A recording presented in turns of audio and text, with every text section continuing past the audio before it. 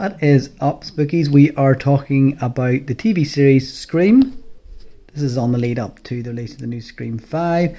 I have watched this quite recently. It spans two series and a Halloween special. It revolves around a young girl called Emma Duval, who is from the town of Lakewood, I believe it's called, and she is at the centre of a string of murders. Murder seems to follow wherever she goes.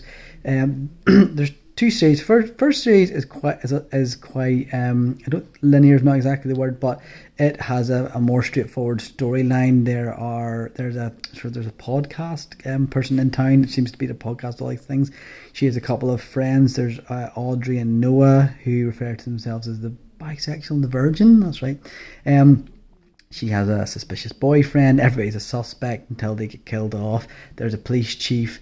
She has parents that are involved in various things, a rogue dad, all this sort of stuff. So a bit like Scream, it's very much a whodunit, whodunit right up until the very last episode. It's got quite nicely paced. The cast is fairly good. It has a Pretty Little Liars vibe to it, essentially, although it's nowhere near as long. Second series was a bit more out there. I think they changed the showrunners, and it's actually a little bit more meaty. There's some really excellent standalone episodes. There's one where that they're at a party, which is kind of an homage, I think, to the original Scream, the long party scene at the end of it. There's also a scene where they get spiked by drugs, which is a lot of fun. They take it a little bit of a slightly different direction, but still revolves around murders, revolving around Emma, and that kind of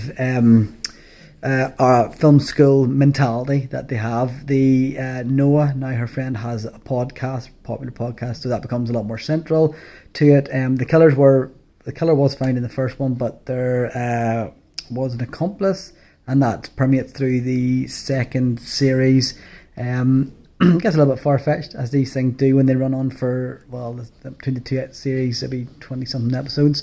But it sort of holds your attention, and it's a fun romp. It's good to watch and sort of light entertainment, and it doesn't exist in the Scream universe, which is disappointing, which apparently harks back to Harvey Weinstein, who, when they wanted to put reference in, vetoed it and said it should stand alone on its own for MTV and VH1. There is then a Halloween special which comes up, and it is a 2-hour Halloween special, which essentially plays off like a movie where they go to this murder house on an island. It's not very good at all, I have to say, and I'm a bit disappointed that was the finale of the otherwise good 2 series. So I'm going to give it a big thumbs up for the 2 series, but a thumbs down for the Halloween special. Didn't do it for me.